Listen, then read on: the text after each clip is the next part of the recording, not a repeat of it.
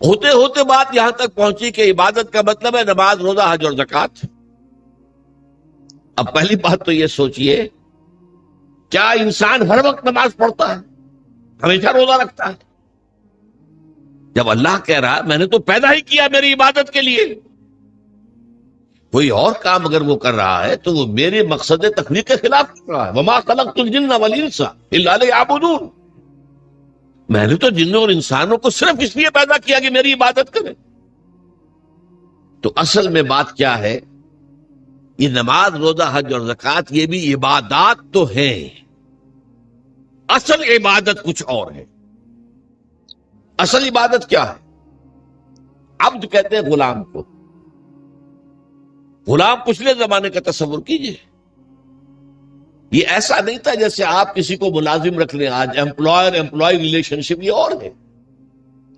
آپ نے کسی کو ملازم رکھا ہے، فرض کیجئے دہاڑی پر رکھا ہے، وہ 8 گھنٹے کام کرے گا پھر چھٹی کرے گا، اس کے بعد وہ آپ کا کوئی تابع نہیں ہے، آپ کا غلام نہیں ہے، بلکہ آپ کا بھی ایک ہی ووٹ ہوگا، جب الیکشن ہوگا اس کا بھی ایک ہی ووٹ ہوگا۔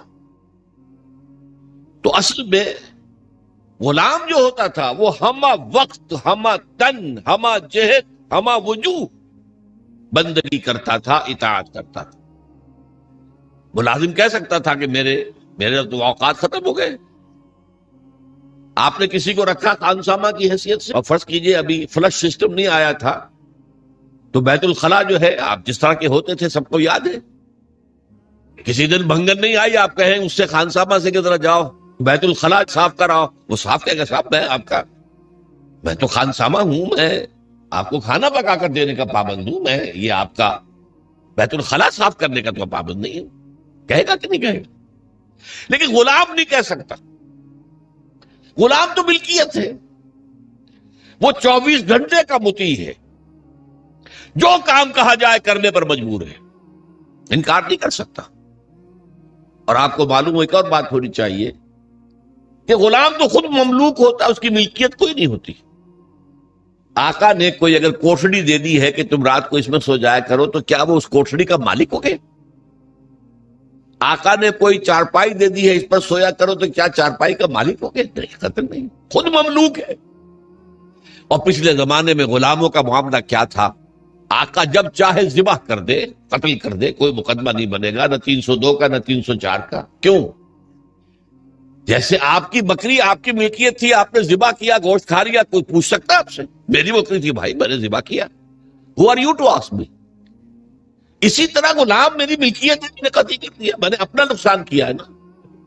میں اس غلام کو فروخت کرتا تو کچھ پیسے مل جاتے مجھے، لیکن اختیار میرا ہے، میں نے اسے قتل کر دیا۔ اس معنی میں اللہ کا غلام بن جانا، اللہ کا بندہ بن جانا۔ یہ بندہ جو ہے یہ فارسی کا لفظ ہے، عبد عربی کا لفظ ہے۔ عبد سے عبادت بنا، بندے سے بندگی بنا۔ چنانچہ شیخ سعدی کا شعر ہے مشہور، جو مسجدوں میں پہلے لکھا جایا کرتا تھا۔ آج کل تو ہمارا نئی قسم کی مسجدوں کے ڈیزائن بنتے ہیں نا، پچھلے زمانے میں کیا ہوتا تھا؟ اس در کے اوپر چوکٹا بنا ہوا ہے، روز محشر کے جان گداز بود، اولی پرسش نماز بود۔ وہ قیامت کا دن جو بہت سخت ہے، پہلا حساب نماز کا ہوگا۔ اور یہ شعر میں لکھا ہوتا تھا، زندگی آمد برائے بندگی، زندگی بے بندگی شرمندگی۔ یہ زندگی ہمیں ملی ہی بندگی کے لیے ہے، وما خلقت الجن والانس الا لیعبدون۔ تو اگر ہم بندگی نہیں کرتے اللہ کی تو شرمندگی ہی شرمندگی ہے، گویا کہ ہم اپنے مقصد تخلیق کو تو پورا نہیں کر رہے۔ آپ نے قلم بنایا تھا لکھنے کے لیے، لکھتا نہیں ہے تو اٹھا کے پھینک دیں گے، آپ اس کو کوڑے میں ڈالیں گے۔ لہذا انسان کی تخلیق اور جنوں کی تخلیق بندگی کے لیے ہوئی۔ زندگی آمد برائے بندگی، زندگی بے بندگی شرمندگی۔ یہ ہمہ وقت، ہمہ تن، ہمہ وجوہ، ہمہ جہد اللہ کی اطاعت، یہ ہے عبادت۔ اس عبادت کے لیے عبادات ہمیں دی گئی ہیں۔ جیسے یہ اگر کھڑا ہوا ہے شامیانہ تو آپ نے دیکھا یہ جو بانس کھڑے ہوئے ہیں، یہ عبادت جو ہے، اس کی چھت سمجھ لیجئے 4 ستونوں پر کھڑی ہے، نماز، روزہ، حج، زکات۔ نماز کس لیے؟ تاکہ 5 مرتبہ تازہ کر لو اللہ سے عہد بندگی، ایاک نعبد و ایاک نستعین۔ کہیں بھول مت جانا، صبح ہوئی ہے پہلے اپنا اللہ سے بندگی کا عہد تازہ کر لو، پھر دکان پہ جانا، پھر دفتر میں جانا، اور پھر دوپہر میں پھر نکلو، پھر تازہ کرو۔ وہ آپ کا لنچ آور ہوگا لیکن اس میں اللہ کو پہلے یاد کرو۔ پھر جب بہت زیادہ ایکٹیویٹی کا ٹائم ہوتا ہے شام کا، پھر یاد کرو اللہ کو عصر کے وقت، پھر مغرب کے وقت، پھر رات کو عشاء۔ 5 دفعہ یاد کرو اقم الصلاۃ لذکری، کہ تمہیں یہ بات یاد رہے کہ ہم اللہ کے بندے ہیں اور ہمارا کام بندگی ہے، ہما تن، ہما وجوہ، ہما وقت اللہ کی عبادت۔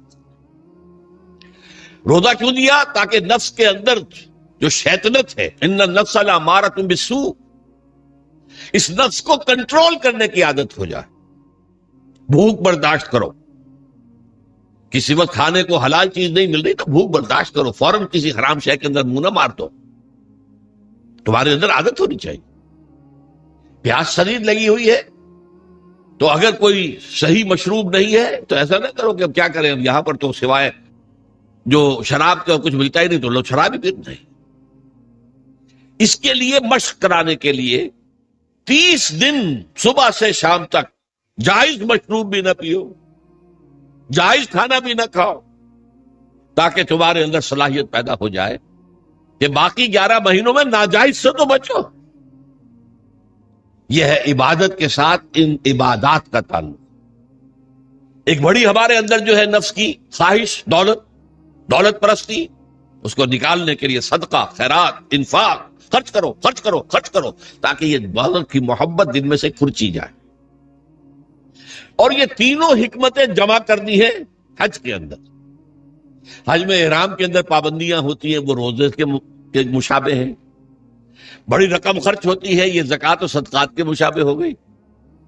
اس میں تلبیہ ہوتا ہے، لبیک اللہم لبیک، لبیک لا شریک لک لبیک، ان الحمد والنعمت لک والملک لا شریک لک۔ یہ اللہ کا ذکر ہو رہا ہے۔ تو ذکر اور انفاق اور نفس کو کنٹرول کرنا، یہ تینوں چیزیں جمع کر دی حج میں۔ وہ جامع عبادات، جامع العبادات۔ لیکن ان عبادتوں کے اوپر چھت آئے گی اسلام کی پوری، ہمہ جہت، ہمہ وقت اللہ کی بندگی، اللہ کی اطاعت۔ یہ جو عبادت ہے، ایک بات اور نوٹ کر لیجئے، یہ عبادت جو ہے زبردستی بھی دنیا میں کرائی جاتی رہی۔ مثلا بنی اسرائیل پر فرعون مسلط تھا، اپنے احکام منواتا تھا کہ نہیں؟ ہم پر انگریز حاکم تھا، اپنا قانون نافذ کرتا تھا کہ نہیں؟ تم اپنے قانون رکھو گھروں میں، تمہارے کتاب میں لکھا چور کے ہاتھ کاٹو، ہم نہیں کاٹیں گے۔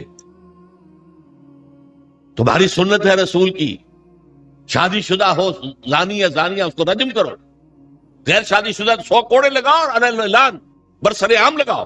جاؤ رکھو اپنے گھر میں، آیتیں پڑھ لیا کرو، ثواب لے لیا کرو، یہاں تو ہمارا قانون چلے گا۔ اور ہم اطاعت کرتے تھے کہ نہیں؟ یہ اطاعت جو ہے یہ فورس تھی، زبردستی کی تھی، جبر کے ساتھ تھی، اس کو عبادت نہیں کہیں گے۔ عبادت وہ اطاعت ہے اللہ کی اور اس کے رسول کی جو اپنی دلی آمادگی سے کی جائے، اللہ اور اس کے رسول کی محبت میں سرشار ہو کر کی جائے۔ یہ ڈائمنشن جو ہے عبادت کی کہ محبت اس کا جزو لازم ہے۔ اللہ لا ایمان لمن لا محبت لہ، دیکھو جس کے اندر محبت نہیں ہے اللہ کے اس کے رسول کی، اس کا کوئی ایمان نہیں۔ اللہ کا عشق، اللہ کے رسول کا عشق، اس سے سرشار ہو کر اللہ کی اطاعت، اللہ کے رسول کی اطاعت پوری زندگی میں، یہ عبادت ہے۔ اور اس میں نوٹ کیجئے، اس عبادت میں اللہ کی اطاعت بھی ہے، رسول کی اطاعت بھی ہے۔ نماز آپ پڑھتے ہیں کیسے پڑھتے ہیں؟ جیسے رسول نے سکھائی صلی اللہ علیہ وسلم۔ سلو کما رہے تو مونی اسلی، نماز ایسے پڑھو جیسے مجھے دیکھتے ہو کہ میں پڑھتا ہوں۔ صحابہ نے حضور کو دیکھا، تابعین نے صحابہ کو دیکھا، تابعین نے تابعین کو دیکھا، یہ نسل بعد نسل۔ تو نظام جو بنتا ہے عبادت کا، اس میں اللہ کی اطاعت بھی ہے، اور اللہ کے رسول کی اطاعت. اطیعوا اللہ و اطیعوا الرسول بار بار قرآن میں آتا، بار بار آتا. اور میں نے آپ کو بتایا کہ بہت سے رسولوں کی دعوت تو آئی ان اعبدوا اللہ ما لکم من الہ غیرہ، لیکن اسی کو دوسری جگہ پر بیان کیا گیا ان اعبدوا اللہ و اطیعون، اللہ کی عبادت کرو اور میری اطاعت کرو. تو ہمہ تن، ہمہ وقت، ہمہ وجوہ، اللہ کی بندگی، اللہ کی اطاعت، رسول کے طریقے پر، یہ ہے عبادت. اس کے لیے ہمیں پیدا کیا گیا. اب اس میں ابھی تک کی جو باتیں تھیں وہ تو ذرا میٹھی تھی، ذرا کڑوی بات بھی آ جائے. اگر جزوی اطاعت ہوگی تو وہ اللہ کے ہاں قبول نہیں ہے، وہ منہ پر دے ماری جاتی ہے. آپ کہیں نماز کا حکم اللہ نے دیا ہے، یہ میں پڑھتا ہوں اور اسی طرح پڑھتا ہوں جیسے کہ حضور پڑھتے تھے، ٹھیک ہے بھائی، لیکن اللہ نے سود کو حرام کیا ہے، بھائی یہ تو مجبوری ہے میری، میں کیا کروں، اس کے بغیر تو کاروبار چلتا نہیں. یہ معاملہ اب بڑا بہت مخدوش ہو گیا. اللہ کے بعض احکام کو ماننا اور بعض کو پاؤں تلے رونک دینا، اس پر جو غضب اللہ تعالیٰ کا، اس کو سمجھ لیجئے. سورہ بقرہ کی آیت نمبر 85، افتؤمنون ببعض الکتاب وتکفرون ببعض، کیا تم ہماری کتاب اور ہماری شریعت اور ہمارے قانون اور ہمارے احکام کے ایک حصے کو مانتے اور ایک دوسرے کو نہیں مانتے؟ وما جزاء من يفعل ذلك منكم، تو کوئی سزا نہیں ہے اس کی جو یہ طرز عمل اختیار کریں گے. اللہ کی اطاعت جزوی، یہ مانیں گے یہ نہیں مان سکتے، یہ کریں گے یہ نہیں کر سکتے. فما جزاء من يفعل ذلك منكم الا خزي في الحیاۃ الدنیا، اس کی سزا اس کے سوا کچھ نہیں کہ دنیا کی زندگی میں تو ذلیل اور خوار اور رسوا کر دیے جائیں. وَيَوْمَ الْقِيَامَةِ يُرَدُّونَ فِي أَشَدِّ الْعَذَابِ، يُرَدُّونَ إِلَىٰ أَشَدِّ الْعَذَابِ، اور قیامت کے دن شدید ترین عذاب میں جھونک دیے جائیں. دیکھیے یہ میرا قول نہیں، میں تو اللہ کی بات بتا رہا ہوں. پہلا حصہ آج پوری دنیا میں ہمیں نظر آ رہا ہے، ہم ذلیل و خوار ہیں. شاعر کہتے رہے ہیں آج کیوں ذلیل کے کل تک نہ تھی پسند، گستاخی فرشتہ ہماری جناب میں. دنیا میں ہر مسلمان جو ہے، ہر انسان چوتھا یا پانچواں انسان مسلمان ہے. 1/4 آف ورلڈ پاپولیشن اور 1/5 ایٹ لیسٹ. لیکن مسلمانوں کے لیے عزت کہیں نہیں، ذلت. دنیا کے معاملات میں ہم سے کوئی رائے نہیں دیتا. کسنبی پرسد کے بھیا کیشتی تم کون ہو؟ بھائی اب G7 بیٹھیں گے، فیصلہ کریں گے، G8 ہوں گے، G9 ہوں گے، G13 ہوں گے، G15 ہوں گے، یا یہ کہ سیکیورٹی کونسل ہوگی UN کی، وہ فیصلہ کرے گی تم کون ہو. کوئی مسلمان ملک نہ 3 میں نہ 13 میں، نہ G7 میں نہ G15 میں، کوئی بھی نہیں. ہماری پالیسیاں کوئی اور بناتے ہیں. ہمارے پاس تو کوئی کنڈولیسا رائس آ جاتی ہے، یا اس سے پہلے کوئی اور آ جاتا تھا، آ کر حکم دے کے چلے جاتے ہیں یہ کرو، اور کرتے ہیں، دونوں ہاتھ جوڑ کر کرتے ہیں. یہ صورتحال کیوں ہے؟ یہ ذلت اور یہ رسوائی. اور ایک بات پر توجہ کیجئے، آج دنیا میں اس پورے گلوب میں جہاں بھی خون بہتا ہے مسلمان کا بہتا ہے. 50 برس سے کشمیر میں اور فلسطین میں کس کا خون بہ رہا ہے؟ بوسنیا میں کس کا بہا؟ کوسوو میں کس کا بہا؟ مقدونیہ میں کس کا بہا؟ چچنیا میں کس کا خون بہ رہا ہے؟ فلپائنز میں کس کا خون بہ رہا ہے؟ تھائی لینڈ میں اب شروع ہو گیا ہے. ایک صوبے میں مسلمان اکثریت میں ہیں، وہ چاہتے ہیں کہ ہمیں علیحدہ ملک دیا جائے. ان کے اوپر گولیاں برس رہی ہیں، مارا جا رہا ہے. اس سے پہلے صومالیہ میں کس کا خون بہا تھا؟ نوٹ کر لیجئے، آج اس پورے ارضی پر خون جہاں بہ رہا ہے وہ مسلمان کا. افغانستان میں لاکھوں مار دیے، اور آپ کو معلوم ہے کہ عراق کے اندر کتنے لاکھ مار دیے گئے، کچھ اندازہ ہی نہیں، اور ابھی تک معاملہ چل رہا ہے. یہ ذلت اور رسوائی کیوں ہے؟ کہ ہم اپنی پوری زندگی میں اللہ کی بندگی نہیں کر رہے. لہذا اللہ نے کہا ذلت، رسوائی، ضربت علیہم الذلۃ والمسکنہ. اب ذلت اس دنیا میں، تذلل اور ذلت، یہ تمہارا مقدر ہے، یہ سزا ہے اللہ کی. بش کا باپ کچھ نہیں کر سکتا، شیرون کا باپ کچھ نہیں کر سکتا جب تک کہ اذن رب نہ ہو، پتہ نہیں ہل سکتا جب تک کہ اذن رب نہ ہو۔ کیوں ہو رہا ہے یہ اللہ کی سزا ہے۔ فما جزاء من يفعل ذلك منكم الا خزي في الحیات الدنیا ویوم القیامت یردون الی اشد العذاب۔ جو لوگ بھی یہ روش اختیار کریں کہ دین کا ایک حصہ قبول سر آنکھوں پر اور ایک حصہ پاؤں تلے، ان کی سزا اس کے سوا کچھ نہیں کہ دنیا کی زندگی میں ذلیل و خوار کر دیے جائے اور آخرت کی زندگی میں قیامت کے دن شدید ترین عذاب میں جھونک دیے جائے۔ یہ طرز عمل اللہ کو کافروں کے مقابلے میں، اگر مسلمان یہ طرز عمل کریں گے تو کافروں سے بدتر ہیں اللہ کی نگاہ۔ وہ تو صرف صاحب کہتے ہیں ہم نہیں مانتے محمد کو صلی اللہ علیہ وسلم، ہم نہیں مانتے قرآن کو، نہیں مانتے۔ آپ کہتے ہیں ہم مانتے ہیں اور پھر اللہ کے احکام پر عمل نہیں کرتے۔ یہ چیز وہ ہے جو اللہ تعالیٰ کو کفر کے مقابلے میں زیادہ ناپسندیدہ۔ یہی وجہ ہے قرآن میں کہا گیا منافقت جسے ہم کہتے ہیں، ان المنافقین فی الدرک الاسفل من النار، منافقین جو ہیں جہنم کے سب سے نچلے طبقے میں ہوں گے، کافروں سے بدتر ہوں گے، کافروں کے نیچے ہوں گے۔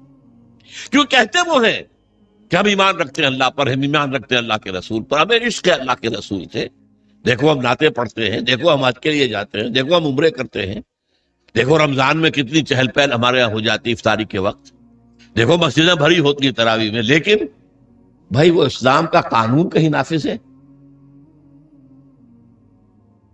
کہیں اسلامی احکام کی تنفیذ ہے؟ تمہاری یہ ادھوری اور جزوی عبادت اللہ کو قبول نہیں ہے۔ اللہ جو ہے بہت غیور ہے، جسے آپ کہتے ہیں نا پیکج ڈیل۔ پیکج ڈیل کیا ہوتا ہے؟ ٹیک اٹ اور لیو اٹ، ہمیں تمہاری کوئی ضرورت نہیں ہے، اللہ تو غنی ہے عن العالمین، ہمارا دین لینا ہے پورا لو ورنہ دفع ہو جاؤ۔ یا ایھا الذین آمنوا ادخلوا فی السلم کافہ، اہل ایمان اسلام میں داخل ہو پورے کے پورے سموچے۔ جزوی اسلام اسلام نہیں ہے، جزوی عبادت عبادت نہیں ہے، جزوی بندگی بندگی نہیں ہے، بلکہ ڈٹائی ہے، ڈٹائی اللہ کے ساتھ مذاق ہے۔ قرآن مجید میں آیا ہے نا، یہ لوگ جو ہیں یخادعون اللہ والذین آمنوا وما یخدعون الا انفسهم، یہ دھوکہ دینا چاہتے ہیں اللہ کو اور اہل ایمان کو، حالانکہ دھوکے اپنے آپ کو ڈالا ہوا۔ تو پہلی بات بڑی سخت ہو گئی، اسی لیے اقبال کہتا ہے چوبی گویم مسلمانم بلرزم کہ دانم مشکلات لا الارا، میں جب کہتا ہوں میں مسلمان ہوں تو مجھ پر لرزہ طاری ہوتا ہے، اس لیے کہ مجھے معلوم ہے لا الہ الا اللہ کہہ دینا آسان ہے، اس پر پورا اترنا بہت مشکل۔ اللہ کی ہمہ تن، ہمہ وقت، ہمہ وجوہ، ہمہ جہت اطاعت، رسول کی اطاعت کے ذریعے سے، یہ عبادت ہے جس کے لیے کہ ہمیں پیدا کیا گیا۔ اب صورتحال اس وقت کیا ہے؟ ظاہر بات ہے کہ میں اور آپ یہاں پر اللہ کا شریعت نافذ ایک دم تو نہیں کر سکتے، لیکن ہماری عبادت جو ہے وہ تو ادھوری ہو گئی۔ ہم اس ملک کے فرد ہیں، ہم شہری ہیں، ہم ووٹ ڈالتے ہیں، ہم لوگوں کو چنتے ہیں، وہ جا کر جو ہے حکومتیں بناتے ہیں، لیکن حکومت وہ ہے جو اللہ کے احکام کو نافذ نہیں کر رہی، جس کو کہا گیا وَمَن لَّمْ يَحْكُم بِمَا أَنزَلَ اللَّهُ فَأُولَٰئِكَ هُمُ الْكَافِرُونَ، جو اللہ کی اتاری ہوئی شریعت کے مطابق فیصلے نہیں کرتے وہی تو کافر ہیں۔ تم نے کسے کافر سمجھا ہے؟ بتوں سے تجھ کو امید ہے، خدا سے نو امیدی، مجھے بتا تو صحیح اور کافری کیا ہے؟ کافری تو یہی ہے وَمَن لَّمْ يَحْكُم بِمَا أَنزَلَ اللَّهُ فَأُولَٰئِكَ هُمُ الْفَاسِقُونَ وَمَن لَّمْ يَحْكُم بِمَا أَنزَلَ اللَّهُ فَأُولَٰئِكَ هُمُ الظَّالِمُونَ۔ یہ تین فتوے ہیں مفتی اعظم، اللہ سے بڑا مفتی تو کوئی نہیں، اور تین فتوے اس کے ہیں یہ، جو اللہ کی اتاری ہوئی شریعت کے مطابق فیصلے نہیں کرتے وہی تو کافر ہیں، وہی تو مشرک ہیں، وہی تو فاسق ہیں، باغی۔ یہ سورہ مائدہ کے 7ویں رکوع کے اندر یہ تینوں فتوے موجود ہیں۔ اب کیا کریں؟ ہمارا پورا معاشی نظام سود پر مبنی، انٹرسٹ بیس کیپیٹلسٹک سسٹم، یہودیوں کا ایجاد کردہ نظام بینکنگ آج پوری دنیا میں۔ اب ہم بھی اس کے اندر زیادہ سے زیادہ آپ یہی کر سکیں گے نا کہ براہ راست ملوث نہ ہو، نہ آپ بینک سے قرضہ لیں سود پر، نہ بینک میں رقم رکھیں اور سود لینے کے لیے. یہ تو کر سکتے ہیں آپ، یہ بھی آپ نہیں کرتے تو آپ مجرم ہیں. لیکن یہ ہے کہ آپ اپنی معیشت سے سود کو خارج تو نہیں کر سکتے. حضور نے فرمایا ایک زمانہ آئے گا کہ لوگ اگر سود کھائیں گے نہیں تب بھی سود کا دخان، دھواں اور سود کا غبار، گردہ ان کے اندر جائے گا لازماً. کیوں؟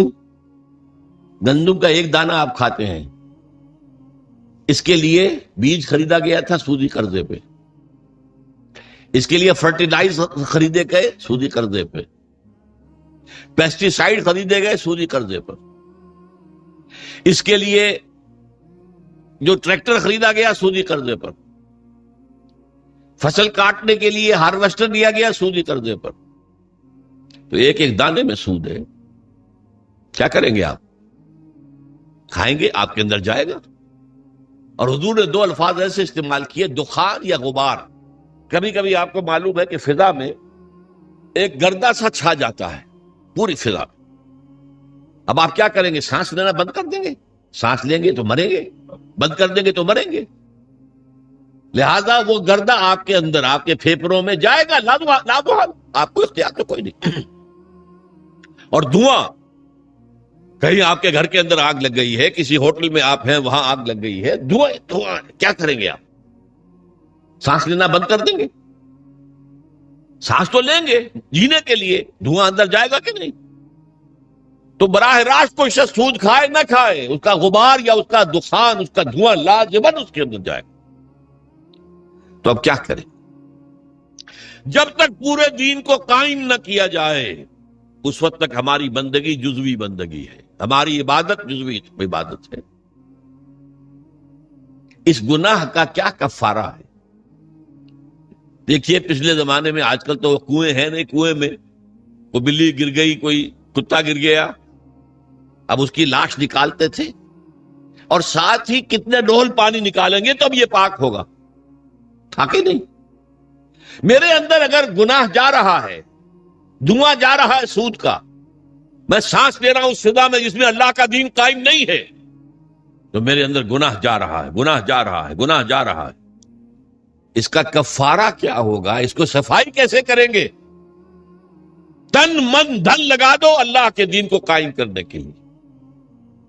ابھی یہ عزیزم نوید صاحب جو کہہ رہے تھے بار بار اقامت دین، اقامت دین، کیا مطلب ہے اقامت دین کا؟ دین کو قائم کرنا، پورا دین.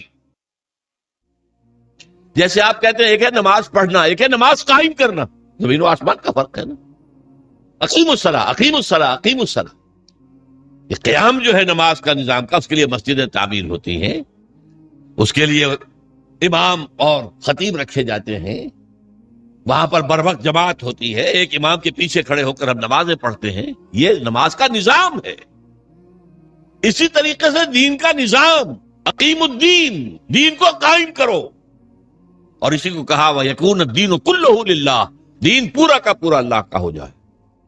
فوجداری قوانین بھی اسی کے ہوں، دیوانی قوانین بھی اسی کے ہوں، وراثت کا قانون بھی اسی کا ہو، سود کو جڑ سے نکال کے پھینکا جائے، بیع و شرع کی جو حرام شکلیں ہیں ان کو ختم کیا جائے، جوئے کا خاتمہ کیا جائے، بے پردگی بے حیائی کا خاتمہ کیا جائے.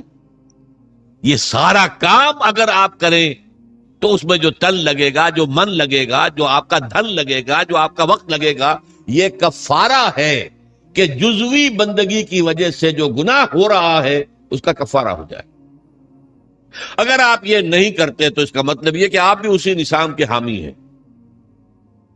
وہ دیکھیے جو کہا تھا نا بش نے یا اس کے سیکریٹری پاول نے 11 ستمبر 2001 کو، آر یو ود اس اور اگینسٹ اس؟ یاد ہے؟ اور ہمارا کمانڈو صدر، اور وہ پتاشے کی طرح بیٹھ گیا تھا آپ کے ساتھ. جی اللہ بھی یہ کہتا تم میرے ساتھ ہو یا میرے خلاف ہو، نو گرے ایریا ان بٹوین، یا میرے ساتھ ہو، میرے وفادار ہو.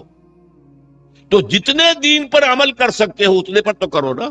نمبر 1، آخر سود سے، غبار سے نہیں بچ سکتے، براہ راست تو سود سے بچو. نہ سود پہ رقم رکھ کر کھاؤ اور نہ سود پر رقم لے کر اپنا کاروبار بڑھاؤ، اپنی بلڈنگیں جو ہے اور اونچی کرو، نہیں یہ تو کر سکتے ہو نا۔ پردہ تو اپنے گھر میں راج کر سکتے ہو کہ نہیں؟ اللہ کا شکر ہے ابھی پاکستان میں تو کوئی ایسا ڈکٹیٹر نہیں آیا۔ اگر کوئی زیادہ وقت مل گیا ہماری شامت اعمال سے اس شخص پرویز مشرف کو، تو شاید وہ وقت بھی آ جائے کہ پردے پر پابندی کر دی جائے، کوئی عورت برقع نہیں پہنے۔ ہو چکا ہے دنیا میں، محسن ممالک میں ہوا۔ مصطفیٰ کمال پاشا جو آئیڈیل ہے اس کا، اس نے یہی تو کیا تھا، پردہ ختم، انگریزی لباس پہننا لازم، عربی میں نہیں اذان دے سکتے ہو نہ نماز پڑھ سکتے ہو، ترکی زبان میں نماز پڑھو، ترکی زبان میں اذان۔ یہ سارا کمال عطا ترک نے کیا تھا، اور اس نے آتے ہی کہا تھا کہ میرا آئیڈیل وہ ہے۔ یہ تو اللہ کو معلوم ہے کل کیا ہونا ہے۔ بڑے بڑے جبار اور بڑے بڑے طاقتور لوگ آئے ہیں، اور آج نسیم منسیاں ہے۔ کہاں گیا وہ فیلڈ مارشل ایوب خان؟ کہاں گیا وہ یحییٰ خان؟ کہاں گیا بھٹو؟ کہاں گیا ضیاء الحق؟ تو بڑے بڑے تنتنے والے، بڑے بڑے دبدبے والے لوگ آئے ہیں، وہ سب نسیم منسیہ ہو گئے۔ تو میں نہیں کہہ سکتا کہ اس کے لیے ابھی کتنے دن ہیں۔ اللہ تعالیٰ کی طرف سے اگر مہلت اسے ملے گی تو ہماری شامت اعمال کی وجہ سے ملے گی۔ اس لیے کہ حضور نے فرمایا ہے، کس قدر پیاری حدیثیں یاد آ گئی، اعمالکم اعمالکم، تمہارے اپنے عمل تم پر حاکم ہو جاتے ہیں۔ تم خود بے ایمانی کرتے ہو تو بے ایمانی تمہارے حاکم ہوں گے، تم خود سودی لین دین میں ملوث ہو تو سود کا نظام ہی تمہارے اوپر رہے گا۔ اعمالکم اعمالکم، اور ایک اور حدیث میں آیا ہے، کما تکونون کذالک یؤمر علیکم، جیسے تم خود ہوگے ویسے تمہارے حکمران جو ہے وہ حاکم بنا دیے جائیں۔ اسی لیے جو نوید صاحب کہہ رہے تھے، پہلے اپنے آپ کو بدلو۔ ان اللہ لا یغیر ما بقوم حتی یغیروا ما بانفسہم، خدا نے آج تک اس قوم کی حالت نہیں بدلی، نہ ہو جس کو خیال آپ اپنی حالت کے بدلنے کا۔ اس کے لیے کیا طریقہ کار ہوگا وہ میں بعد میں عرض کروں گا۔ ابھی میں نے 2 نقطے بتائے۔ لا الہ الا اللہ کا تقاضا کیا ہے؟ اللہ کی ہمہ تن، ہمہ وقت، ہمہ وجوہ، ہمہ جہت اطاعت رسول کے ذریعے، اسی کا نام عبادت ہے۔ اسی کے لیے اللہ فرماتا ہے کہ جنوں اور انسانوں کو میں نے پیدا کیا۔ جیسے میں نے کہا تھا نماز تو ہر وقت نہیں پڑھتے آپ، جو پابندی سے پڑھتا ہے وہ بھی 2-2.5 گھنٹے ہی 24 گھنٹے میں لگتے ہوں گے نا اس کے نماز میں، باقی 21.5 گھنٹے کیا کرے گا؟ عبادت کرے گا، یعنی جو کام کرے گا شریعت کے دائرے میں کرے گا، یہی عبادت ہو رہی ہے۔ کمائی کرے گا حلال ذریعے سے کرے گا، کھانا کھائے گا حلال کھائے گا، یہ پوری زندگی کے تمام کام عبادت ہیں اگر اللہ کے قانون کے مطابق کیے جائیں، یہی بغاوت ہیں اگر اللہ کے قانون کے خلاف کیے جائیں۔ اور دوسری بات میں نے آپ کو بتائی، یہ عبادت جزوی اللہ کو قبول نہیں ہے، بلکہ جزوی عبادت وہ تو منہ پر دے ماری جائے گی، جاؤ دفع ہو جاؤ، ٹیک اٹ اور لیو اٹ، یا ہمارا دین قبول کرو یا چھوڑ دو۔ اس کا جزوی جو معاملہ نہیں ہو سکتا۔ 50% مانتے ہیں یا 30% یا 33%، چلو 33% پہ پاس ہو جاتے ہیں نا بچے، ہمیں بھی 33% پہ پاس کر دو۔ اللہ کے ہاں یہ بات نہیں ہے، ٹیک اٹ اور لیو اٹ۔ اور اس کا عبادت کا حق صحیح معنی میں کب ادا ہوگا؟ جب پورا نظام اللہ تعالی کے حکم کے مطابق قائم کر دیا جائے، تعزیرات ہوں، سزائیں ہوں اللہ کی شریعت کے مطابق، دولت کی تقسیم ہو معاشرے میں اللہ کے قانون کے مطابق ہو، اللہ کا نظام پوری زندگی کے اوپر غالب ہو جائے۔ اس کی جد و جہد اگر آپ کریں گے، اس کی کوشش کریں گے، اس میں تن من دھن لگائیں گے، تو یہ اس گناہ کا کفارہ ہو جائے گا جو ایک باطل نظام کے تحت رہنے سے خود بخود ہمارے اندر جا رہا ہے۔ گناہ جا رہا ہے، سود جا رہا ہے، ہر سانس کے ساتھ کفر جا رہا ہے ہمارے اندر۔ وَمَن لَّمْ يَحْكُم بِمَا أَنزَلَ اللَّهُ فَأُولَٰئِكَ هُمُ الْكَافِرُونَ۔ تو یہ 2 باتیں واضح ہو گئیں، لا الہ الا اللہ کا تقاضا کیا ہے اور اس کی تکمیل کب ہوتی ہے؟ جبکہ پورا نظام زندگی اللہ کے قانون کے مطابق قائم ہو۔ اب آئیے محمد الرسول اللہ صلی اللہ علیہ وسلم، اس کا تقاضا کیا ہے؟ دیکھیے پہلی تو بات ہے اطاعت، رسول کی بھی اطاعت ہوگی، اطیعوا اللہ و اطیعوا الرسول، اطاعت کرو اللہ کی، اللہ کے رسول کی، لیکن اس کو میں نے شامل کر دیا عبادت کے اندر۔ اللہ کی اطاعت رسول کی اطاعت کے ذریعے سے ہوگی، تو اس کو بریکٹ کر دیا میں نے، اللہ کی اطاعت رسول کی اطاعت، یہ مل کر عبادت بن گئے۔ دوسرا اصل تقاضا کیا ہے بحیثیت امت، یہ سمجھ لیجیے آپ۔ رسول کس لیے بھیجے جاتے تھے؟ لوگوں کے سامنے اللہ کے دین کو پیش کرنا، دعوت دینا، تبلیغ کرنا، اور کوشش کرنا کہ اللہ کا دین قائم ہو جائے، اسی لیے آتے تھے نا۔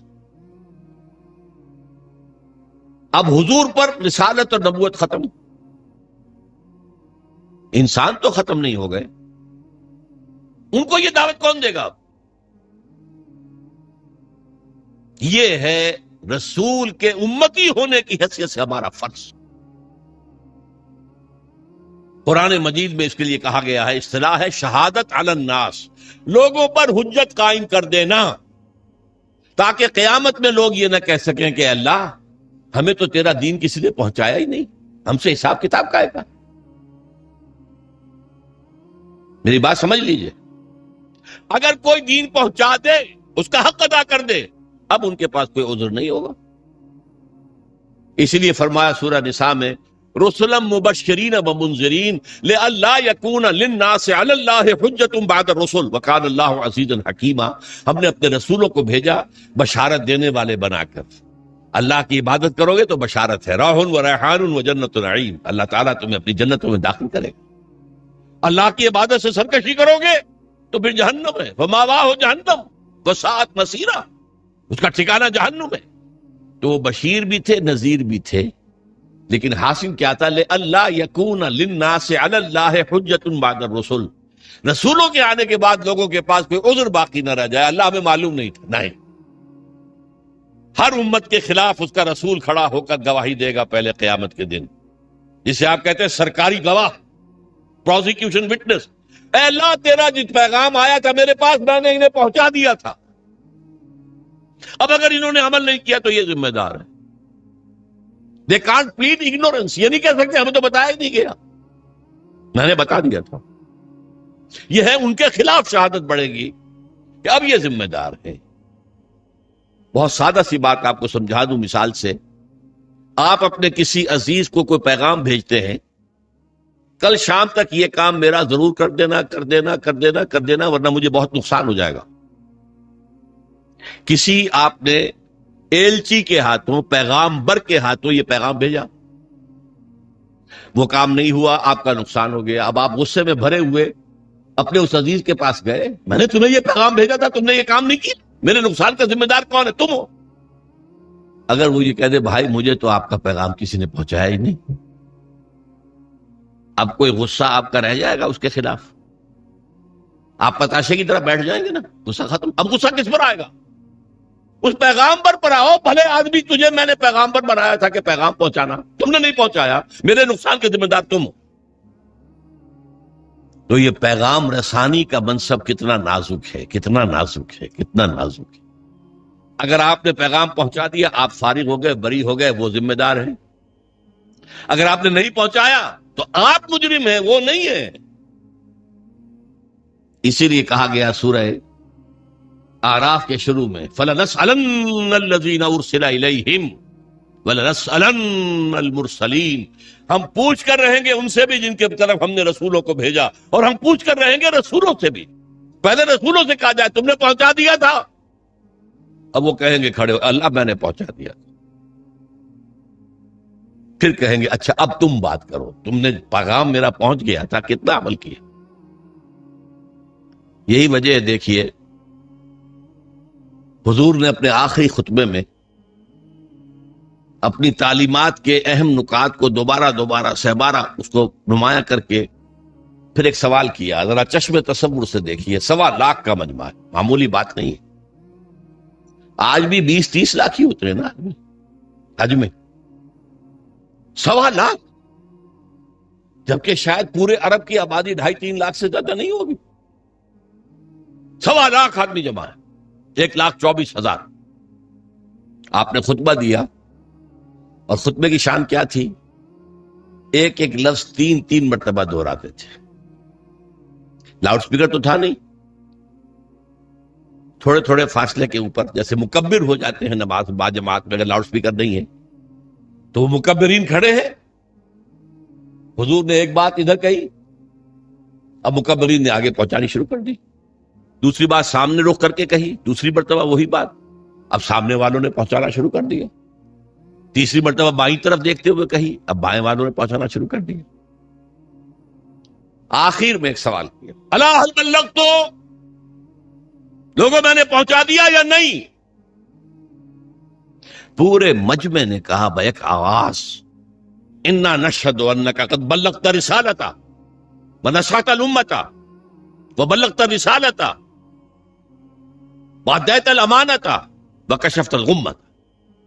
اے نبی ہم گواہ ہیں، آپ نے حق تبلیغ ادا کر دیا، حق رسالت ادا کر دیا، ہماری خیر خواہی کا حق ادا کر دیا، اور کفر کے اور ضلالت کے پردے چاک کر دیے.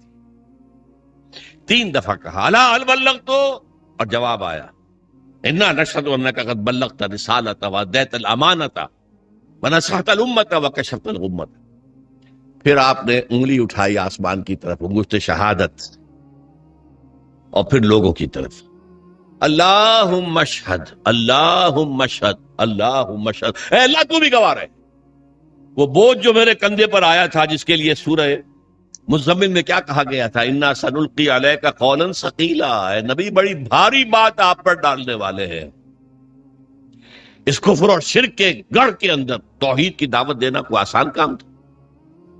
اسلام کا پیغام پہنچانا کوئی آسان کام تھا؟ شروع میں تو کہا گیا پاگل ہو گئے، مجنون ہیں، معاذ اللہ ثم معاذ اللہ، شاعر ہیں، ساحر ہیں، مسحور ہیں، کذاب ہیں، نعوذ باللہ من ذالک، نقل کفر نباشر. اس کے بعد آپ کو معلوم ہے صحابہ کو مارا گیا، پیٹا گیا، سب کچھ جھیلا کہ نہیں؟ خود 3 برس حضور جو ہیں وہ محصور رہے شیب بنی ہاشم میں. یہ جیل ایسی تھی جس میں کھانے کو کچھ نہیں تھا. آپ کی جیلوں میں تو راشن تو ملتا ہے. بہرحال یہ ساری سختیاں جھیل کر حضور نے دین کو غالب کر یہ کام کیا. لیکن اس وقت آپ نے کیا فرمایا؟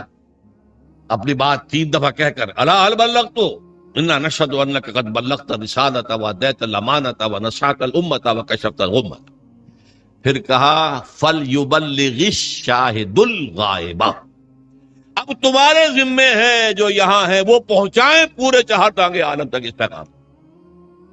اس لیے کہ میں صرف تمہارے لیے رسول بن کر نہیں آیا تھا. وما ارسلناک الا کافۃ للناس بشیرا ونذیرا، اے نبی ہم نے نہیں بھیجا ہے آپ کو مگر پوری نوع انسانی کے لیے بشیر اور نذیر بنا کے. آپ واحد رسول ہیں اللہ کے، واحد.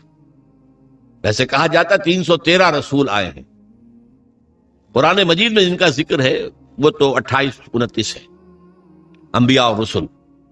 لیکن یہ کہ کہا جاتا نبی تو آئے ہیں 1.25 لاکھ، جتنے کہ حجۃ الوداع میں موجود تھے صحابہ، اور رسول آئے ہیں 313، جتنے کہ بدر کے میدان میں مجاہد موجود تھے. بہرحال حضور نے فرمایا میں تو پوری دنیا کے لیے رسول بنا کر بھیجا گیا، میں نے تمہیں پہنچا دیا، تم پہنچاؤ آگے، تاکہ میں تمہارے خلاف گواہ بنوں گا قیامت کے دن. اے اللہ میں نے انہیں پہنچا دیا تھا. Now they are responsible, they are accountable, اور تمہیں یہی گواہی دینی ہوگی اے اللہ تیرے رسول نے جو ہمیں پیغام پہنچایا تھا آپ نے پوری دنیا میں پھیلا دیا. اس مضمون کے لیے لفظ شہادت آتا ہے قرآن، اس لیے کہ شہادت کا لفظ جو ہے وہ رسالت کی اصطلاح کے طور پر ہے. یا ایھا النبی انا ارسلناک شاہدا وبشیرا ونذیرا وداعیا الی اللہ باذنہ وسراجا منیرا. سورہ مزمل میں فرمایا انا ارسلنا الیکم رسولا شاہدا علیکم کما ارسلنا الی فرعون رسولا. تو اے محمد آپ شاہد ہیں ان پر، دنیا میں آپ گواہی دیں گے اسلام کی اپنے قول سے، اپنے عمل سے. قیامت میں آپ کھڑے ہو کر اللہ کی بارگاہ میں عدالت اخروی میں آپ پروزیکیوشن وٹنس کی حیثیت سے ہوں گے. آپ کہیں گے اے اللہ میں نے انہیں بات پہنچا دی تھی، اب یہ جواب دے. They are responsible, they are accountable. یہ فرض ہے امتی ہونے کی حیثیت سے جو ہم پر عائد ہوتی. دیکھیے میں نے یہاں لفظ سنت کا استعمال نہیں کیا. عام طور پر سنت کو ہم سمجھتے ہیں عبادات کے ضمن میں، وضو میں سنتیں کتنی ہیں، فرض کتنے ہیں، اور ہر رکعت میں فرائض کیا کیا ہیں، وغیرہ وغیرہ۔ اصل میں اتباع ہے وہ لفظ جس کے بارے میں قرآن میں فرمایا گیا کہ قل ان کنتم تحبون اللہ فاتبعونی یحببکم اللہ۔ اے نبی ان سے کہہ دیجئے اگر تم اللہ سے محبت کرتے ہو تو میرا اتباع کرو، اللہ تم سے محبت کرے گا۔ یہ اتباع کسے کہتے ہیں؟ پیروی کرنا، پیچھے پیچھے چلنا، اتباع۔ اتباع میں وہ شے بھی آ جائے گی جس کا حکم دیا، اور وہ شے بھی جس کا حکم نہیں دیا لیکن آپ نے کیا۔ اتباع محبت کے جذبے سے سرشار ہو کر، اللہ اور اس کے رسول کی محبت سے سرشار ہو کر، ہمہ وقت، ہمہ تن، ہمہ وجوہ، ہمہ جہت اطاعت اللہ کے اور اس کے رسول کی، یہ عبادت ہے، یہ لا الہ الا اللہ کا تقاضا ہے۔ اور اللہ کے رسول پر ایمان لانے کا تقاضا کیا ہے؟ جس طرح حضور نے 23 برس، غور کیجئے، جب آپ کے پاس وحی شروع ہو گئی اور آپ حکم آ گیا یا ایھا المدثر قم فانذر وربک فکبر، اے لحاف میں لپٹ کر لیٹنے والے صلی اللہ علیہ وسلم، اب کھڑے ہو جاؤ، کمر کس لو، لوگوں کو خبردار کرو کہ اللہ کے حضور میں حاضر ہونا پڑے گا، بات جواب دہی کرنی پڑے گی، اور اپنی رب کی کبریائی کا اعلان کرو، اللہ اکبر، اللہ سب سے بڑا ہے، اللہ کی بات سب سے اونچی ہونی چاہیے، لتکون کلمۃ اللہ ہی العلیٰ۔ یہ جو ہے کام حضور نے 40 برس کی عمر میں وہی کا آغاز ہوا نا، کبھی آپ نے سوچا اس کے بعد آپ نے کوئی معاش کا کام کیا؟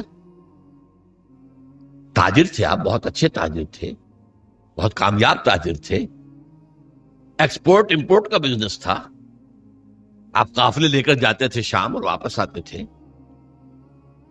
اور اسی تجارت میں آپ کا اخلاق، آپ کا کردار، آپ کی صداقت، آپ کی امانت ایسی ظاہر ہوئی کہ عرب کی متمول ترین خاتون حضرت خدیجہ الکبریٰ رضی اللہ تعالی عنہا نے خواہش ظاہر کی، شادی کی۔ لیکن جب آپ پر وحی آ گئی، اس کے بعد 23 برس کوئی اور کام کیا سوائے دین کی تبلیغ اور دین کو قائم کرنے کی جدوجہد۔ تبلیغ کے لیے تو فرمایا یا ایھا الرسول بلغ ما انزل الیک من ربک وان لم تفعل فما بلغت رسالتہ، اے رسول صلی اللہ علیہ وسلم پہنچا دو جو کچھ بھی نازل ہوا ہے تم پر تمہارے رب کی طرف سے، اگر نہیں کرو گے تو رسالت کا حق ادا نہیں ہوگا۔ یہی وجہ ہے کہ وہ آیتیں بھی حضور نے ہمیں سنا دی جن میں حضور پر گرفت کی گئی تھی،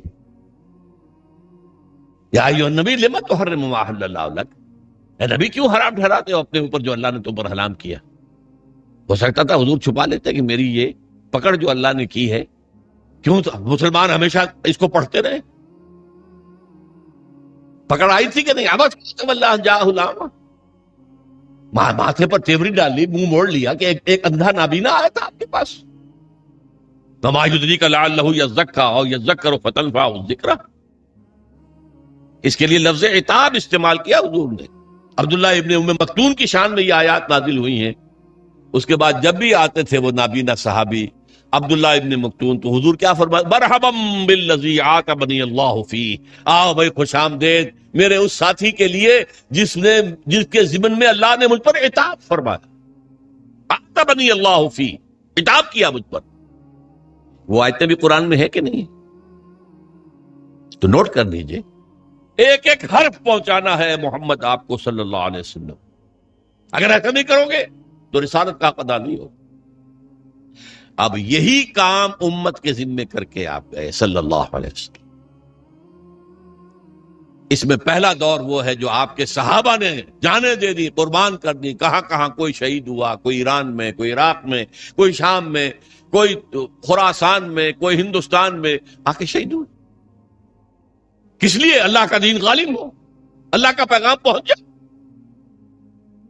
دور صحابہ اور تابعین کے بعد عام مسلمان جو ہیں وہ تو دنیا پرستی کے اندر لگ گئے بدقسمتی سے، خلافت ملوکیت میں بدل گئی۔ پھر یہ کام، یہ جھنڈا کس نے بلند رکھا؟ وہ صوفیاء کرام نے بلند رکھا۔ معین الدین اجمیری رحمت اللہ علیہ کیوں آئے تھے اجمیر میں؟ حالانکہ وہ راجپوتوں کی طاقت کا گڑھ، رائے پتھورا کا مرکز۔ شیخ علی حجویری تو لاہور میں اس وقت آئے تھے جہاں لاہور اسلامی حکومت میں شامل ہو چکا تھا، لیکن معین الدین اجمیری تو اس وقت آئے ہیں جبکہ یہ پورا راجستھان جو ہے راجپوتوں کی سرزمین، اور اس میں رائے پتھورا پرتھوی راج بہت سخت، بہت زبردست، اور وہاں جا کر بیٹھ گئے۔ 90,000 ہندو ان کے ہاتھ پر ایمان لائے۔ یہ ہمارے پنجاب کے جو دو بڑے بڑے قبیلے ہیں وٹو اور سیال، یہ دونوں قبیلے ان کے ہاتھ پر ایمان لائے، بلکہ یہ دونوں قبیلے تو ان کے پوتے شاگرد کے ہاتھ پر ایمان لائے، یعنی شیخ معین الدین اجمیری رحمت اللہ علیہ، خواجہ معین الدین کے جو ان کے خلیفہ تھے، خواجہ بختیار کاکی رحمت اللہ علیہ ان کے خلیفہ تھے جو پاک پٹن میں دفن ہے، بابا فرید گنج شکر رحمت اللہ علیہ، ان کے ہاتھ پر یہ دونوں قبیلے ایمان لائے۔ بہرحال یہ کام کیا ہے مسلمانوں نے، پہلے کیا ہے بحیثیت امت، بحیثیت قوم، بحیثیت حکومت، اللہ کے دین کو پھیلانا ہے، اللہ کا قانون نافذ کرنا۔ کس لیے گئے تھے وہ؟ کیا وہ دنیا بنانے گئے تھے؟ شہادت ہے مطلوب و مقصود مومن، نہ مال غنیمت نہ کشور کشائی۔ پھر جب عام مسلمان اور بادشاہ جو ہے ہمارے بن گئے، وہ بھی عیش پرست ہو گئے، محل بنانے شروع کر دیے، جو دنیا میں اور عیاشیاں ہو کرتے تھے بادشاہ انہوں نے بھی شروع کر دی، تو پھر صوفیاء کرام نے وہ جھنڈا سنبھال لی، ان کے ذریعے سے یہ دعوت پھیلی ہے۔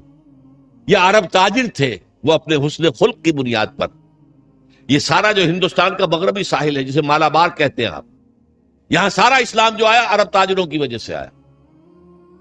پورا یہ ملک جو ہے انڈونیشیا، ملیشیا، یہ ملایا، سماٹرا، جاوا، یہ سارے یہ بھی عرب تاجروں کی وجہ سے ایمان لائے۔ وہاں کبھی چڑھائی نہیں کی گئی، کبھی وہاں تلوار نہیں اٹھی اسلام کے لیے، بلکہ عرب تاجروں کی تبلیغ سے اور ان کی خوش خلقی، ان کے جو کاروبار میں صداقت اور امانت کے عنصر دیکھے تو ایمان لے آئے لوگ۔ بہرحال یہ جان لیجئے کہ اس کے بعد سے جبکہ یہ ادارہ بھی کم ہو گیا، کمزور ہو گیا، اب امت مسلمہ وہ کام سرے سے نہیں کر رہی۔ یہ وہ جرم ہے بحیثیت امت جو ہمیں کام کرنا چاہیے تھا۔ ہم امین ہیں قرآن کے، ہم امین ہیں اللہ کی شریعت کے، اور فخر کرتے ہیں ہم اس پر۔ سارے نبیوں سے افضل ہمارا نبی یقیناً ہے، لیکن اس افضل نبی صلی اللہ علیہ وسلم نے آپ پر کیا ذمہ داری ڈالی تھی؟ بلغوا انی ولو آیا، میرا کوئی ایک بھی امتی نہ رہ جائے جو قرآن کی تبلیغ نہ کرے، چاہے ایک ہی آیت آتی ہے ایک ہی آیت کی تبلیغ کرے۔ یہ حدیث ہے کہ نہیں رسول کی؟ کوئی میرا امتی فارغ نہ رہے اس سے۔ یہ کام ہے جو بحیثیت امتی ہمارے کندھے پر ہے۔ یوں سمجھیے کہ خطبہ حجت الوداع میں وہ بوجھ حضور کے کندھے سے اتر کر امت کے کندھے پر آ گئے۔ اسی لیے میں کہا کرتا ہوں سائی آف ریلیف، اے اللہ تو بھی گواہ ہے، یہ مان رہے ہیں میں نے پہنچا دیا، میرے اوپر اب کوئی بوجھ نہیں۔ انا سنلقی علیک قولا ثقیلا، وہ بھاری بات کا بوجھ میرے کندھے سے اتر گیا۔ یہ شہادت ہے، اور اس کے لیے قرآن مجید میں 2 جگہ آیا۔ ایک سورت ہے سورہ حج جو مکی دور کی آخری صورتوں میں سے ہے، ایک سورت ہے سورہ بقرہ جو مدنی دور کی پہلی سورت ہے۔ ان دونوں میں درمیان میں ہجرت ہے، ادھر سورہ حج ادھر سورہ بقرہ۔ سورہ حج میں فرمایا اے مسلمانوں جاہدوا فی اللہ حق جہادہ، جہاد کرو اللہ کی راہ میں جتنا کہ اس کی جہاد کا حق ہے۔ اور کس لیے کرو؟ لِیَکُونَ الرَّسُولُ شَهِیدًا عَلَیکُمْ وَتَکُونُوا شُہَدَاءَ عَلَى النَّاسِ، تاکہ ہمارے رسول صلی اللہ علیہ وسلم وہ تمہارے خلاف گواہی دے قیامت میں کھڑے ہو کر کے اللہ تیرا دین جو میرے پاس آیا تھا میں نے پہنچا دیا، اور تم یہی گواہی دو کھڑے ہو کر اے اللہ تیرے نبی سے جو دین ہمیں ملا ہم نے پوری دنیا میں پھیلا دیا۔ یہ مقصد ہے اس امت کی تشکیل کا، انسانوں کی تخلیق عبادت رب کے لیے، تشکیل امت یہ اس مقصد کے لیے ہے۔ اسی لیے جب امت کی باقاعدہ تاج پوشی ہوئی ہے، یہ لفظ ذرا آپ چونکیں گے، جیسے کسی بادشاہ کے مرنے کے بعد پھر دوسرا بادشاہ آتا ہے تو اس کی تاج پوشی ہوتی ہے نا، 2000 سال تک یہودی بنی اسرائیل اس مقام پر فائز تھے. اللہ کی کتاب اور شریعت کے امین وہ تھے. تورات انہیں دی گئی تھی. 20 نبی ان کے ہاں آئے. 3 کتابیں انہیں دی گئیں, تورات بھی, زبور بھی, انجیل. لیکن حضور کی بعثت کے بعد بنی اسرائیل معزول کر دیے گئے. ایک نئی امت نبوت اور رسالت محمدی کی بنیاد پر وجود میں آئی. وہ امت مسلمہ ہے جس کو ہم بدنام کرنے والے ہیں. بدنام کنندگانے نکو نامے چند. ہم اپنے اسلاف کو بدنام کرنے والے ہیں آج دنیا میں. لیکن ہمارا منصب یہ ہے, یہ جو کورونیشن ہوئی ہے کب ہوئی ہے؟ تحویل قبلہ. حضور نے 16 مہینے نماز پڑھی ہے بیت المقدس کی طرف رخ کر کے مدینے جانے کے بعد.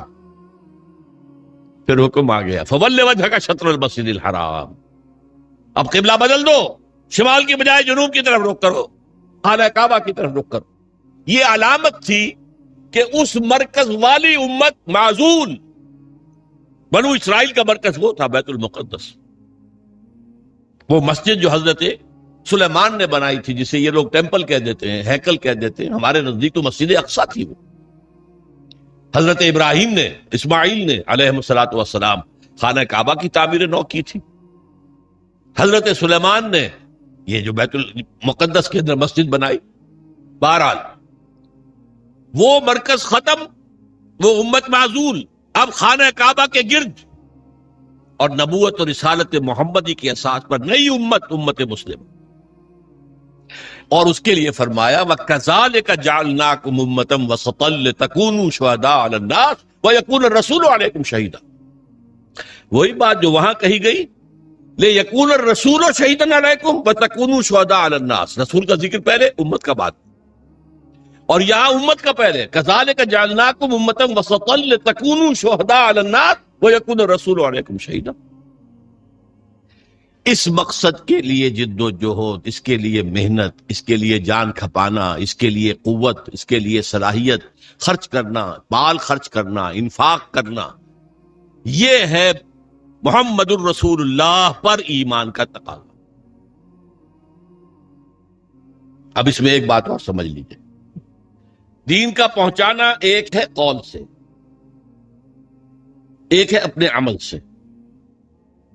آپ جو بات کہہ رہے ہیں اس پر عمل کر کے بھی تو دکھائیے نا,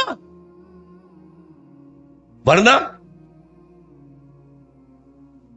دیگرا را نصیحت خود را فضیحت.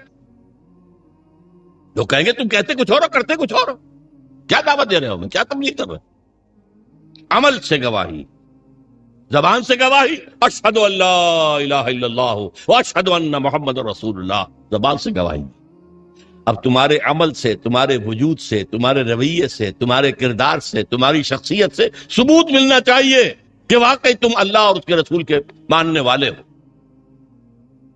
اچھا, اس کے علاوہ انفرادی سطح پر نمونہ تو پیش کر دیا.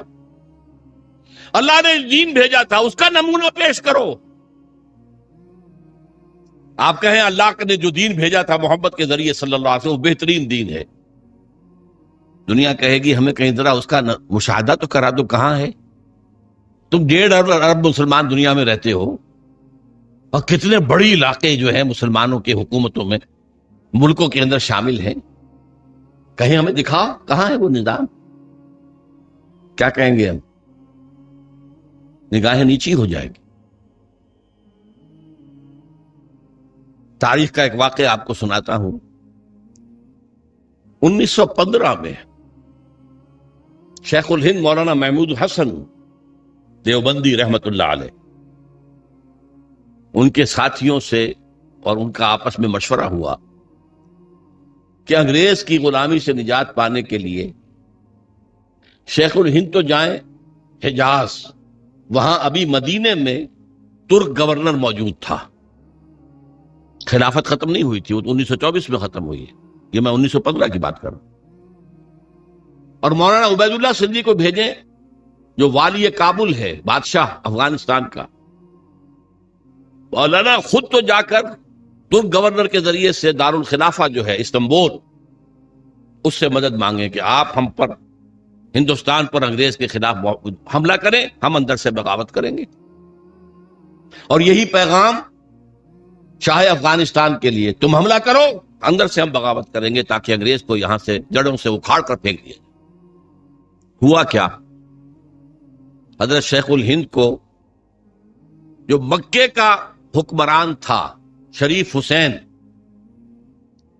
یہ جو جارڈن کی حکومت ہے اب بھی، یہ باقاعدہ اسی کا پڑپوتا ہے، یہ پوتا تھا شاہ حسین، پڑپوتا یہ والی مکہ تھا۔ یہ اس نے حضرت شیخ الہند کو گرفتار کر کے تشتری میں رکھ کر انگریز کو پیش کر دیا، یہ آپ کا باغی یہاں پر فساد مچا رہا۔ انگریز نے گرفتار کر کے کہاں رکھا؟ مالٹا، میڈیٹرینین کا، بحیرہ روم کا ایک جزیرہ وہاں رکھا ہے، 4 سال سے زائد وہاں پر اسیر رہے۔ یہی حرکت ہونے والی تھی مولانا عبید اللہ سندھی کے ساتھ، وہ نوجوان تھے اور خود سکھ سے مسلمان ہوئے تھے، جاٹ تھے، انہیں پتہ لگ گیا بروقت، وہ وہاں سے بھاگ کر روس چلے گئے۔ روس میں ابھی 1917 کا انقلاب آیا تھا، ابھی نظام نہیں بنا تھا ان کا، بادشاہی نظام ختم ہو گیا، زار کا نظام ختم ہو گیا، ابھی کمیونزم کا اپنا نظام قائم نہیں ہوا۔ انہوں نے سوچا اگر میں لینن سے ملاقات کر کے، جسے آپ انگریزی میں کہتے ہیں every thing is in the melting پاٹ، ابھی تو ہر چیز جو ہے وہ گویا کہ پگھلی ہوئی ہے، اس پگھلی ہوئی شے سے جو چاہے چیز بنا لیں آپ، کسی سانچے میں ڈال دیں۔ تو اگر ان کو بتا دیا جائے اسلام کا نظام تمہارے نظام سے بہتر ہے تو اس کو اختیار کر لیں گے۔ لینن سے ریکویسٹ کی، انٹرویو کی، اس نے معذرت کر لی، وہ بیمار تھا، بستر مرگ پر تھا۔ اس نے کہا ٹروٹسکی سے بات کیجئے۔ یہ بہت سے لوگوں کو معلوم ہوگا کہ لینن کا اصل جانشین ٹروٹسکی ہونا تھا، یہ تو اسٹالن نے عین وقت پر سازش کی اور قبضہ کر لیا۔ ٹروٹسکی سے بڑی مفصل گفتگو ہوئی مولانا سندھی کی، اور وہ سنتا رہا۔ آخر میں اس نے ایک بات کہی، مولانا یہ نظام جو ہے جو آپ پیش کر رہے ہیں بہت عمدہ ہے، کوئی شک نہیں، بہت اعلیٰ ہے، سب سے عمدہ ہے، لیکن آپ نے کہیں اسے قائم کیا ہے؟ مولانا سندھی کہتے ہیں اس کے بعد جو میری نگاہیں زمین میں گڑ گئیں، میں اس سے دوبارہ آنکھیں چار نہیں کر سکتا۔ ارے اتنی اچھی بات تمہارے پاس ہے اور تم اسے خود اپنے گھر میں نافذ نہیں کرتے، ریوڑیاں آ کر یہاں تقسیم کرنا چاہتے ہو، اپنے بچوں کو ریوڑیاں نہیں دیتے؟ کرو نا، قائم کرو نا، اسے دکھاؤ اس کا نمونہ۔ یہ ہے وہ دلیل جو آج پوری دنیا دے رہی ہے۔ کہاں ہے اسلام تمہارا؟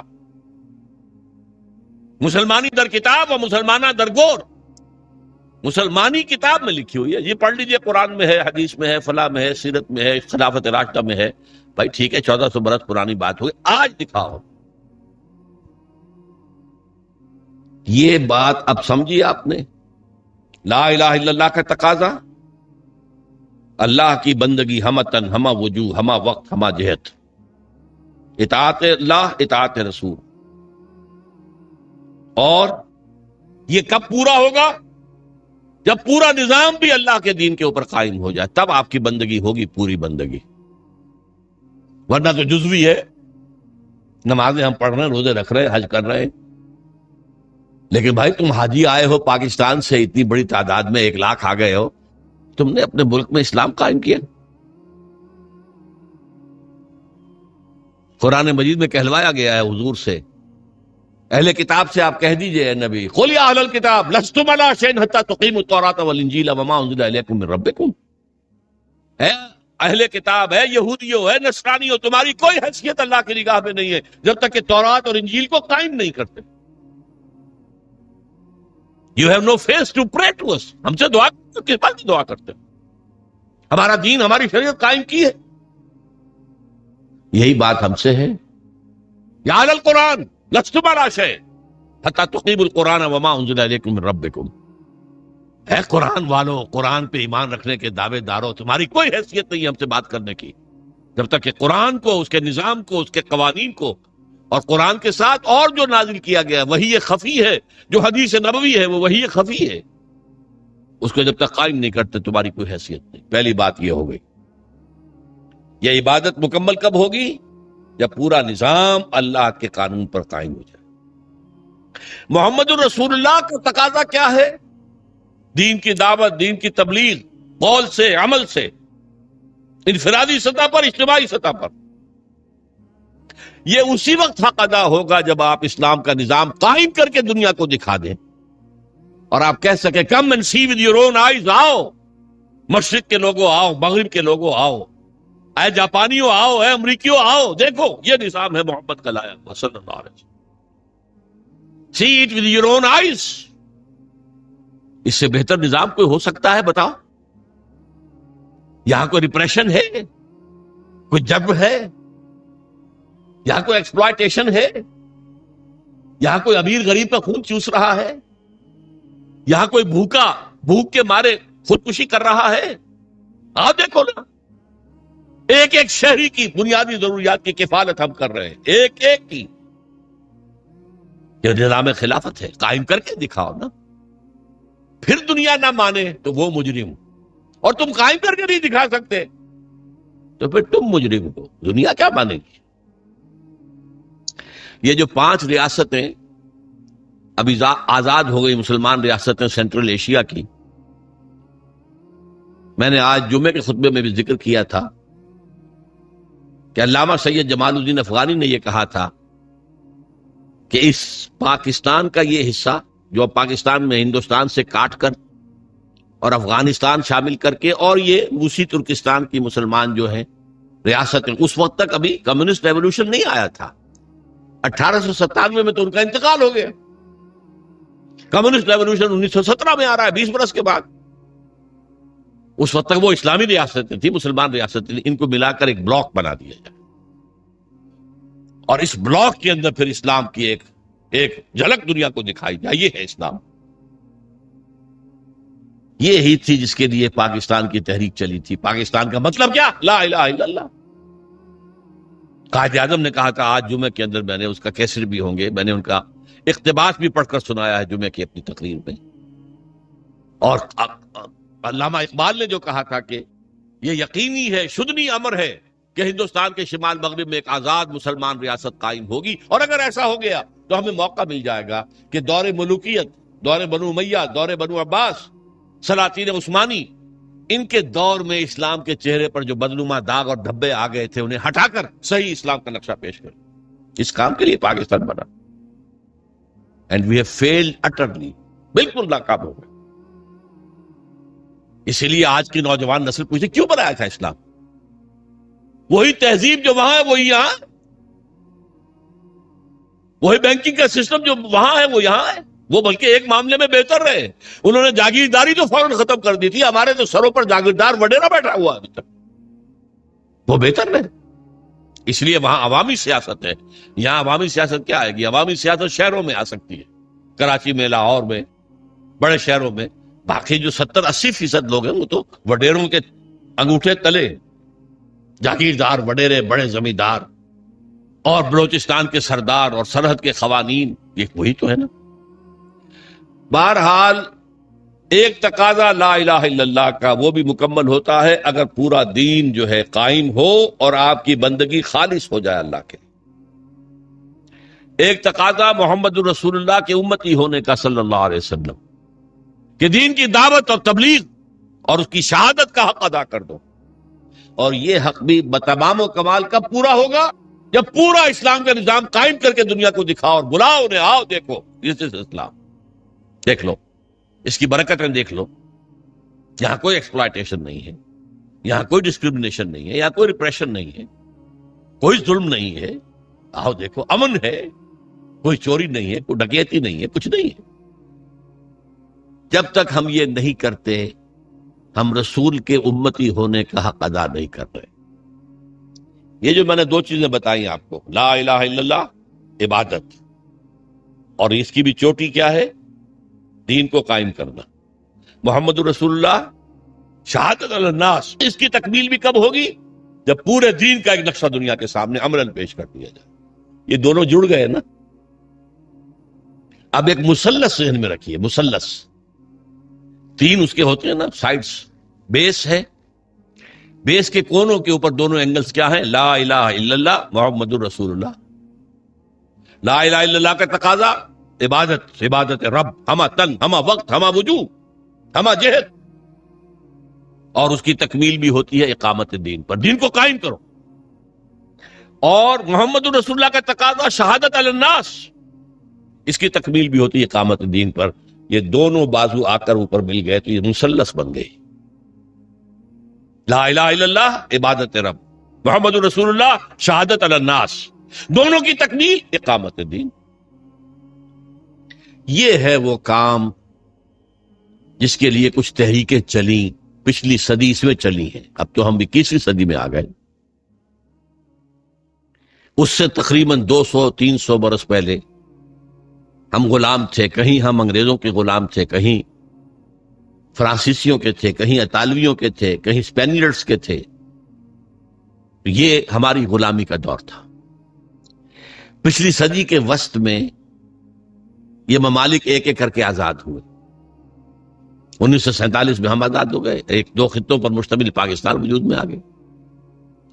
انڈونیشیا آزاد ہو گیا، ملائیشیا آزاد ہو گیا. سیو کارنوں کی زیر قیادت تحریک چلی. عربوں نے بھی اٹھا کر انگریزوں کو، فرانسیسیوں کو پھینک دیا سمندر کے اندر. جمال عبد الناصر نے انگریزوں کو اٹھا کر میڈیٹرینین میں پھینک دیا. یہ ہو گیا نا.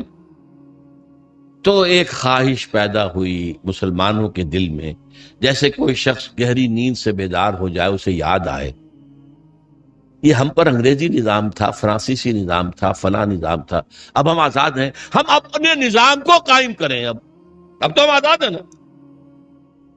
ہمارا بھی ایک نظام تھا نا جو محمد رسول اللہ نے قائم کیا تھا 1400 برس قبل، جو 30 برس کامل شکل میں جو ہے دنیا کے اندر نافذ رہا، کامل شکل میں. پھر رفتہ رفتہ پہلے 6 منزل گری ہے، 6 منزلہ عمارت تھی، پھر کچھ عرصے کے بعد 5ویں گری ہے. گرتے گرتے پھر وہ 0 ہوئی ہے، جبکہ آ کر ہم پر یہ مغربی قوتیں جو ہیں حکمران ہو گئی. لیکن تھا نا ہمارا نظام، ہمارا اپنا سیاسی نظام ہے، ہمارا اپنا معاشی نظام ہے، ہمارا اپنا سماجی نظام ہے. اس کے لیے ہم کوشش کریں کہ اپنے ملکوں میں اس اسلام کو قائم کریں. ایک ہی وقت میں یہ تحریکیں اٹھی. مظلومی پارٹی انڈونیشیا میں، جماعت اسلامی بر عظیم پاک و ہند میں، فدائین اسلام ایران میں، الاخوان المسلمون بہت بڑی تحریک مصر میں، اور وہ پورے عالم عرب میں پھیل گئی. بدقسمتی سے تاحال ان میں سے کسی تحریک کو کوئی کامیابی حاصل نہیں. اس کے کچھ اسباب ہیں، میں صرف اشارہ کروں گا. ہم سے ایک تو غلطی یہ ہوئی کہ ہم نے سمجھا مسلمان ہیں تو گویا کہ ایمان بھی ہمارے دلوں میں موجود ہے. حالانکہ حقیقت یہ ہے کہ ہمارے دلوں میں ایمان موجود نہیں ہے. شہادت ہے اشہد ان لا الہ الا اللہ و اشہد ان محمد رسول اللہ، یہ اسلام کی جڑ ہے. اسلام تو ہے، وہ تو موروثی طور پر مل گیا ہمیں، ماں باپ ہمارے مسلمان تھے، مسلمان ہو گئے. دلوں میں یقین والی کیفیت نہیں ہے. جب تک وہ پیدا نہیں ہوگی، جیسا ویسا ایمان جیسا صحابہ کرام کا تھا، اس وقت تک دین قائم نہیں ہو سکتا. اس کے لیے جو قربانیاں دینی پڑتی ہیں وہ یقین والے ایمان کے ساتھ ہی ہو سکتی ہیں. محض یہ شہادت اور لپ سروس کے ذریعے نہیں ہو سکتی. اور دوسری غلطی یہ کی کہ ہم نے بھی دنیا میں کچھ نظام قائم کرنے کے جو دنیا میں مروجہ طریقے تھے وہ اختیار کر لیے. حالانکہ یہ کام تاریخ